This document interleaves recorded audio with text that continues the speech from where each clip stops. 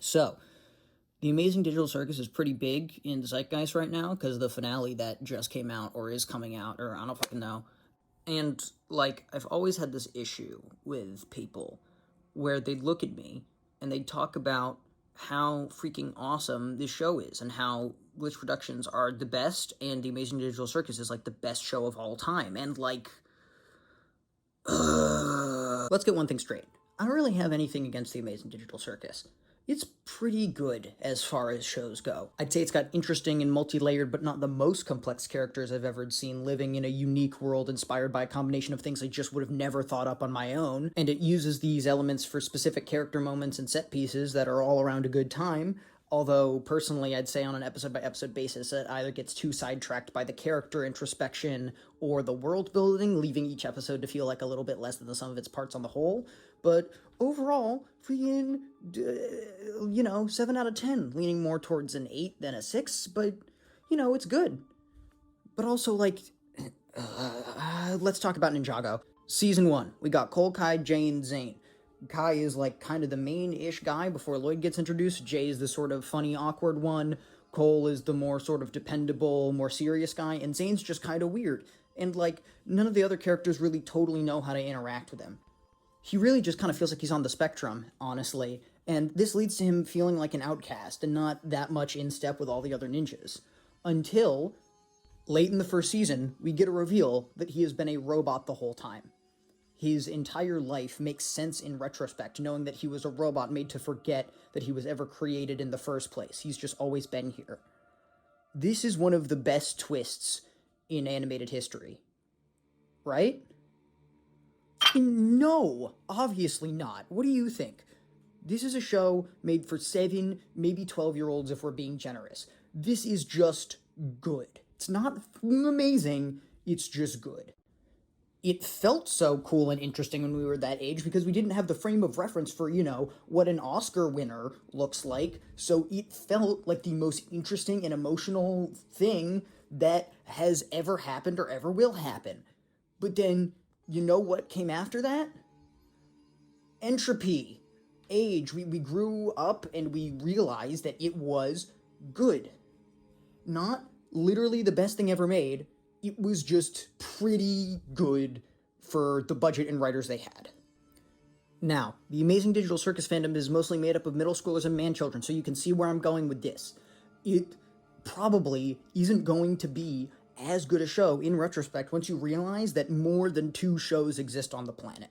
I totally get it, though. If you've never had a hamburger before and you go to McDonald's, it's gonna be, literally the best food you've ever had. But, that's kind of mean, honestly. I wouldn't call any of these shows nearly as bad as a McDonald's or something. It's more like Shake Shack level, But, as much as I love Shake Shack, even I would know that there's a Five Guys right down the road. Come on, it's right there. It's only, you can walk.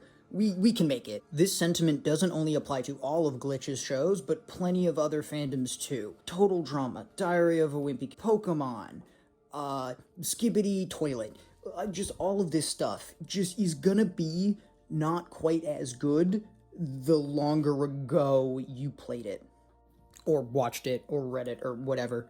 Now, if you're a longtime fan of this channel, you might be yelling at your screen saying that I'm a big, filthy hypocrite right now. Because most of my videos are on genuinely how much I love this kind of content. Things like Your Favorite Martians, Skylanders, the Behemoth games, JT Music, my beloved. Am I just saying other people are wrong because I like the stuff that I like and I don't like the things they like and I'm just a massive fucking douche? No. This is where the importance of you as a person and not a sheep NPC comes from. If you want to be objective about it, like some kind of loser, there's nothing wrong with being a 7 out of 10 teetering on a 6 or an 8. That's fine. That's still good. That's not a 1 out of 10. You can enjoy that as much as you want, kind of, because it's still good. But if you want to be a cool guy like me and just stop and Big Joel and Shaperless Productions, I don't know. You could try being subjective. This can be really hard because people fundamentally don't like disagreeing with other people. Entire countries were founded off of this. I wouldn't have nearly as much of a problem with this 7 out of 10 thing is actually peak fiction, you're just a hater shit, than if people did what I did and buckled in and just said, hey, this is the specific reasons why this thing appeals to me over other pieces of fiction. It doesn't have to be long and complicated, you're not writing a video essay, but you can't look at me in the eye and say, I like the character development, or I enjoy the comedy. That's cheating. Like, explain, have taste. I'm literally just doing the Key and Peele bit, aren't I? Tell me an opinion that you have about something. Just one opinion that you have about anything at all. Clover, as you may know, as a longtime enemy of the channel, unapologetically is in love with Glitch Productions and the content they put out. And I thought that there was no hope, because when I asked them what they liked about these shows, it was the same sheep shit I was just talking about a second ago. Comedy, character development, the animation's really high production, isn't it? And just I thought that there was no hope for fans of Glitch in particular when it comes to developing their skills as, you know, being a person and having a personality. And then another person comes into the picture. Let's just call them, for simplicity's sake, Gabriel ULTRAKILL, voiced by Gianni Matragano? There can be only light! They're standing there, and they're like, Murder Drones is my favorite show of all time. And I'm like, wow, cringe much? You freaking sheep, it's not that good, blah, blah, blah, blah. And then he looks at me. You're in error to be correct. And he starts explaining what he does and does not like about his favorite show.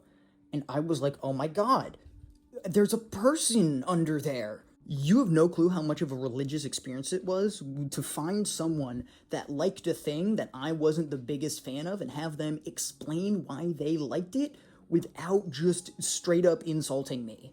It was gorgeous. If there's one thing to take away from this video, it is not that Glitch Productions and Ninjago and whoever else are cringe and weird, and they're gonna be cringe and weird in the future, so we should just start hating them now. That's not it.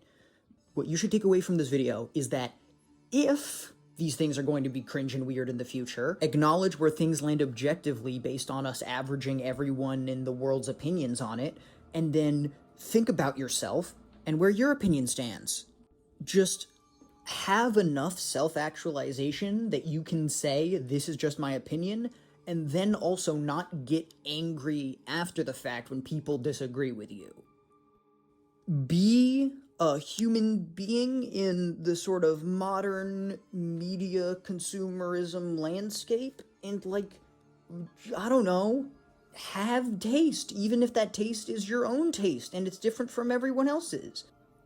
I don't know.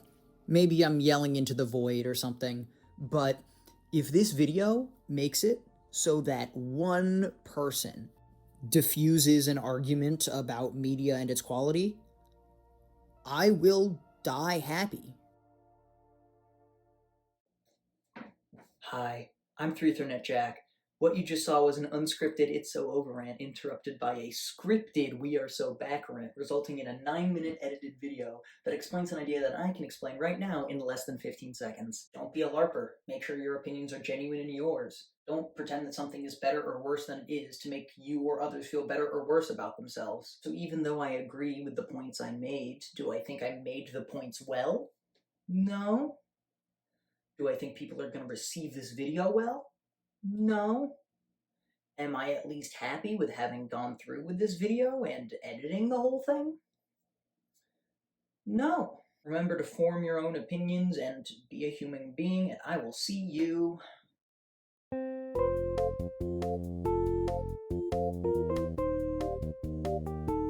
God, this video was so weird to make. At the very least, I'm glad I'm back in the swing of, you know, even making videos.